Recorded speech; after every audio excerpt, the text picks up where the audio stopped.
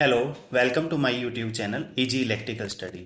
आज की वीडियो में हम इलेक्ट्रिकल इंजीनियरिंग से रिलेटेड कुछ बेसिक कॉन्सेप्ट्स के बारे में जानेंगे जो कि एक इलेक्ट्रिकल इंजीनियर को पता होने चाहिए। जो जो टॉपिक हम कवर करेंगे वो है वोल्टेज, करंट, रेजिस्टेंस, पावर और ओम्स लॉ।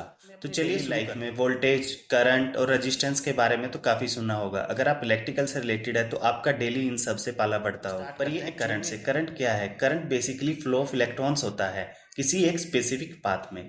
मान लीजिए एक हमने वायर ली, उसके साथ एक 5 वोल्ट की बैटरी कनेक्ट की, वहीं पे एक हमने बल्ब लिया एज ए लोड और इसको हमने कनेक्ट किया बैटरी के दूसरे टर्मिनल के साथ। तो जब तक हमारा सर्किट कंप्लीट नहीं होगा तो हमारा जो इलेक्ट्रॉन है वो हमारे सर्किट में फ्लो नहीं करेंगे और हमारा करंट भी फ्लो नहीं करेगा। इसको हम वाटर सिमुलेशन से समझते हैं। मान लीजिए ये हमारी एक वायर है जिसमें हमारे इलेक्ट्रॉन फ्लो कर रहे हैं, बट हमारे इलेक्ट्रॉन तब तक आगे मूव नहीं करेंगे जब तक हमारा स्विच ऑन नहीं होगा, मतलब हमारा सर्किट कंप्लीट नहीं होगा। तो अगर हमारा सर्किट ओपन है तो हमारा जो बल्ब है वो कभी नहीं जलेगा। जैसे ही हमारा सर्किट कंप्लीट होता है हमारा जो बल्ब है वो जल जाएगा, यानी कि इसमें करंट फ्लो हो रहा है। बात करें करंट की यूनिट की तो एम्पियर करंट की यूनिट होती है और इसको मेजर करने के लिए हम एम्पियर मीटर का यूज करते हैं। देखिए, एम्पियर मीटर को हमेशा सीरीज में कनेक्ट किया जाता है ताकि हमारे जो करंट है वो हमारे एम्पियर मीटर से फ्लो होके हमारे सर्किट को जाए और उन्हीं फ्लो ऑफ इलेक्ट्रॉन को हमारा जो एम्पियर मीटर है वो कैलकुलेट करता है और हमें ampere reading. Current generally 2 types का होता है। एक है एसी करंट जिसकी फ्रीक्वेंसी होती है 50 हर्ट्ज। आखिर ये फ्रीक्वेंसी क्या है, 50 हर्ट्ज क्या है, तो चलिए इसको समझते हैं। देखिए, ये हमारी एक साइकिल है, एक वेव फॉर्म की साइकिल है जिसके पीक को हम एम्पलीट्यूड कहते हैं। और इसी वेव फॉर्म की जब एक साइकिल कंप्लीट होती है जो कि 360 डिग्री की होती है तो उसको हम एक साइकिल बोलते हैं। जब यही साइकिल 50 टाइम्स एक सेकेंड में कंप्लीट हो तो उसको हम 50 हर्ट्ज बोलते हैं। वहीं डीसी करंट हमारा होती है जिसकी फ्रीक्वेंसी होती है हमारी 0 हर्ट्ज, इसमें कोई फ्रीक्वेंसी नहीं होती। देखिए, हम एसी करंट को डायरेक्ट करंट में कन्वर्ट कर सकते हैं, वही हम डायरेक्ट करंट को एसी कन्वर्ट में कन्वर्ट कर सकते हैं।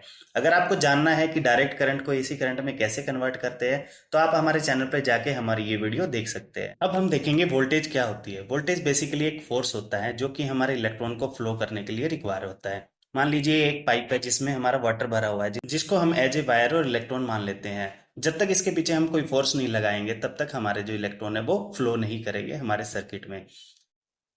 वोल्टेज को हम इलेक्ट्रिकल पोटेंशियल डिफरेंस भी कहते हैं। अब ये इलेक्ट्रिकल पोटेंशियल डिफरेंस क्या है तो चलिए इसको समझ। देखिए, हमने एक यू टाइप पाइप ली है जिसमें हमने पानी को भर दिया। हम एक सिमुलेशन से इसको समझ रहे हैं। आपको इस यू टाइप पाइप को एक सर्किट मान लेना है और इसके अंदर जो हमारा वाटर है उसको हम इलेक्ट्रॉन्स मान लेंगे।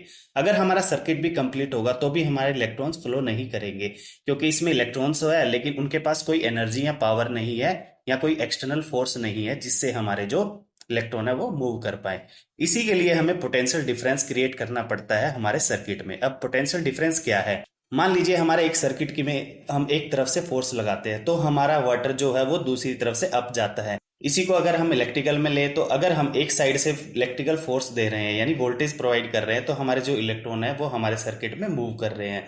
वहीं इसमें हम एक टर्मिनल को पॉजिटिव और दूसरे को नेगेटिव मान लेते हैं हमारे सर्किट का। इसी को हम पोटेंशियल डिफरेंस कहते हैं और इसको वोल्टेज से भी डिनोट किया जाता है। जैसे ही हमारा फोर्स लगा और हमारे जो इलेक्ट्रॉन मूव करे तो ये हमारे इलेक्ट्रॉन आगे हमारे सर्किट तक जाएंगे। सर्किट में हमारे इलेक्ट्रॉन्स ऑलरेडी है बट वो मूव नहीं कर due to negligible external force. जैसे हम वोल्टेज इसको प्रोवाइड करेंगे हमारे इलेक्ट्रॉन पर एक फोर्स लगेगा जो कि हमारे इलेक्ट्रॉन को मूव करेगा हमारे सर्किट में।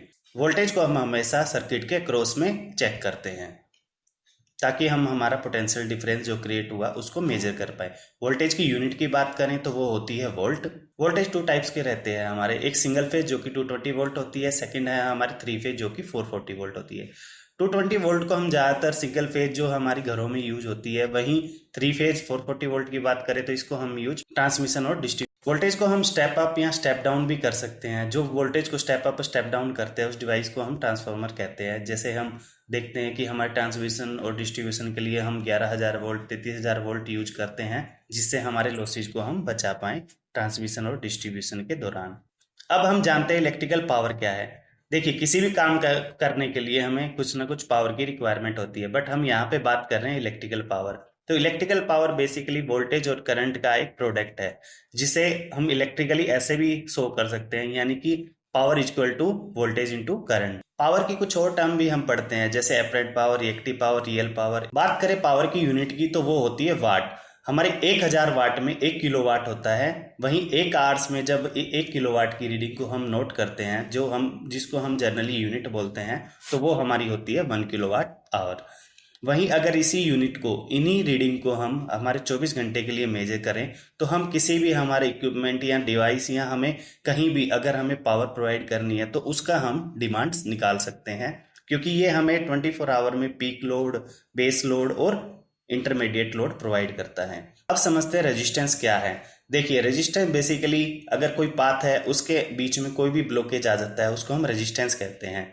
और करंट जो हमारा होता है वो हमेशा इजी वे ही फॉलो कर। रेजिस्टेंस को हम डिफरेंट डिफरेंट टर्म से डिनोट करते हैं, जैसे रेजिस्टेंस, इम्पीडेंस, रिएक्टेंस, रजिस्टिविटी। अब ये सब क्या चीजें हैं तो चलिए जानते हैं। रेजिस्टेंस का यूज हम ज्यादातर डीसी करंट में करते हैं। वहीं बात करें इम्पीडेंस की तो इसको हम ज्यादातर अल्टरनेटिंग करंट के लिए यूज करते हैं।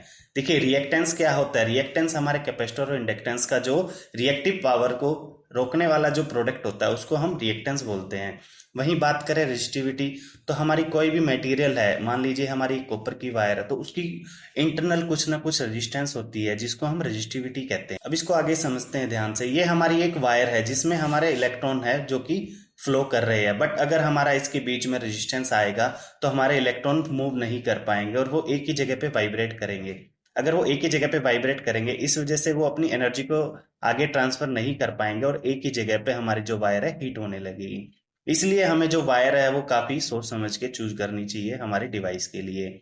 हम ज्यादातर कॉपर और एल्युमिनियम की वायर ही चूज करते हैं। देखिए, कॉपर की वायर में लॉसेज काफी कम होते हैं, बट इसकी कॉस्ट जो है तो काफी हाई होती है, इसलिए हम इसका यूज ज्यादातर हाउस होल्ड के इक्विपमेंट में ही करते हैं। वहीं बात करें एल्युमिनियम की, इसमें लॉसेज कॉपर के कंपैरिजन में ज्यादा होते हैं, बट इसकी कॉस्ट काफी कम होती है, जिसकी वजह से इसका यूज हम ज्यादातर डिस्ट्रीब्यूशन और ट्रांसमिशन में करते हैं।